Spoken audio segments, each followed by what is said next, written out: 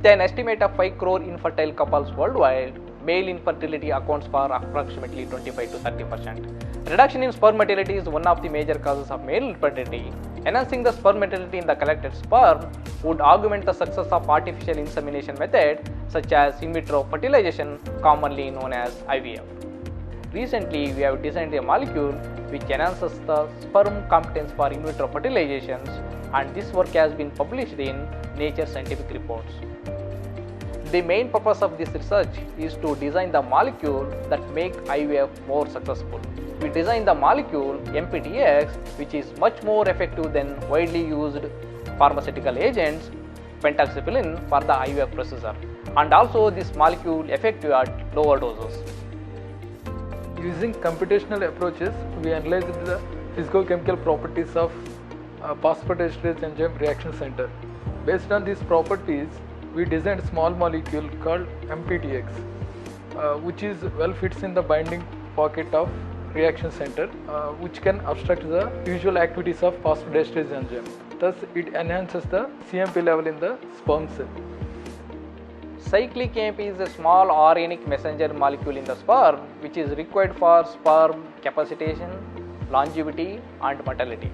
Increase the activity of biocatalyst phosphodiesterase would adversely affect the sperm competence for fertilization, since these enzymes break the messenger molecule cyclic AMP. Treating the sperm with the pharmacological agents would momentarily halt the activity of phosphodiesterase functions that would enhance the sperm competence for fertilization. For in vitro studies, we used bacteria E. coli for expressing the human phosphodiesterases which are functional in sperms.